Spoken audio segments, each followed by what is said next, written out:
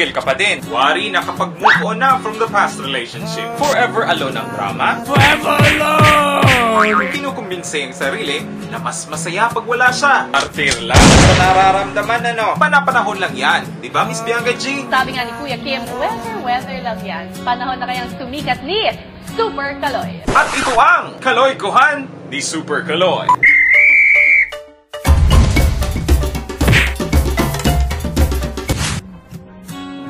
At dahil it's still Feb-ibig, ang tema ng ating pag-uusapan ngayon ay buhay pag-ibig pa din. Okay, pasintabi muna sa mga taken. Hindi na uso yan. Taken is out, single is in.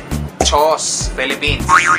Sabi nga nila, no man is an island. Literally, syempre. Pero as an idiomatic expression, wala namang talagang nabubuhay mag-isa. Except for some instances na you were caught in the middle of nowhere. At problema mo na yun.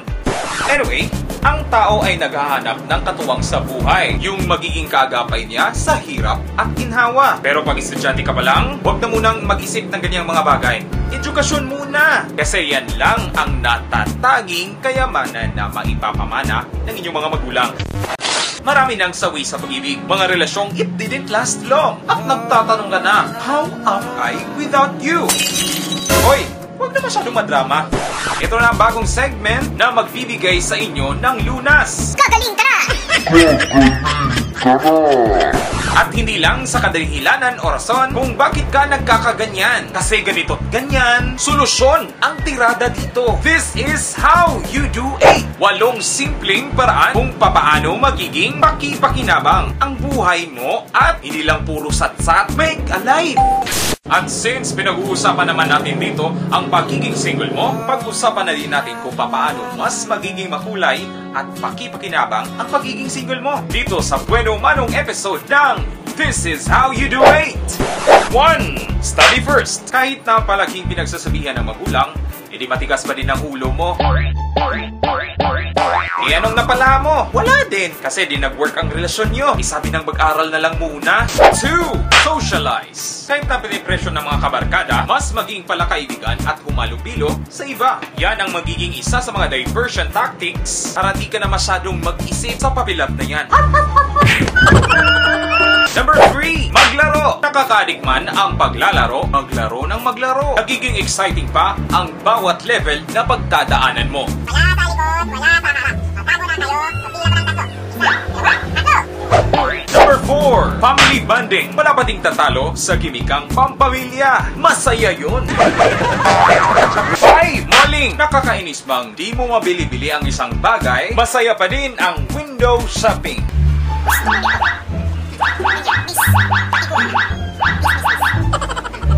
6. Go to church. Kahit most of the time, sightseeing ang ginagawa pag nasa simbahan, siguraduhin nagdadasal ka din ng maintiman.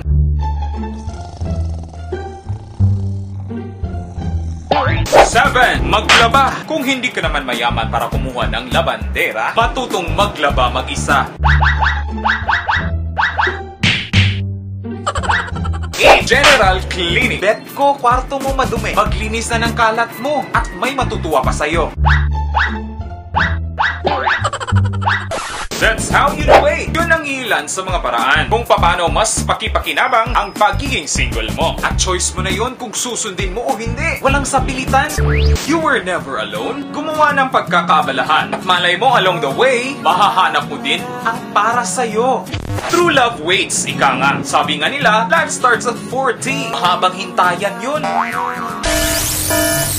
At may bago tayong mga segments na tiyak may partisipasyon ka. Una na nga dito ang How You Do It na magbibigay ng solusyon at hindi lang yung rason. Meron din tayong Hoy! Babate! Siyempre, bibigyan ko ang ilan ng tsansa na mabasa ang kanilang greetings sa kanilang crush o mag-vlog lang. Meron din tayong Istoryahe! Dito naman ang Q&A portion kung saan sinasagot ko ang mga tanong nyo just about anything and everything under the sun. O love advices kaya. At kung ikaw mismo ay mayroong ideya na i-share, go ahead, share nyo sa akin at i-share natin sa iba. Pinoy 101! Isa naman itong trivia segment sa pagiging Pinoy natin. At since may ilan naman din akong tagapagsalita pagsubaybay. Meron na din akong Kanoy Natic Awards kung saan pinararangalan ko ang the best in this and the best in that. Abangan nyo yan at magkakaroon na din tayo ng quotable kung saan you can quote a quotable. At ang quotable natin for this episode, mas mabuti ng single kaysa sumakit ang ulo kakamingle. At may segment na din tayong pop question. May tanong tayong parang sinusurvey base sa magiging sagot nyo. At ang bueno manong pop question for this episode, pag single ba, sawi ka agad sa pag-ibig? Oo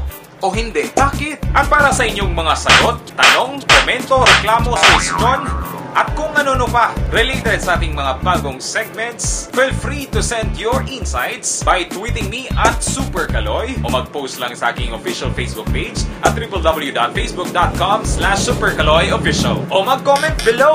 Let's get this interactive! Join na! Credit to my online graphics buddy, Benjil Ray Villalobos. Check him out at www.creativeco.com. Till next episode, keep safe everyone! At ito, ang Kaloy-kuhan ni Super Kaloy. Init. Ang fitness. Dating, it's holding hands. Take it for granted. O di kaya'y busted. Pwede itong gamitin sa national ID system. No Facebook account, no entry. Actually, may over 800 million. Puro away, maghapon.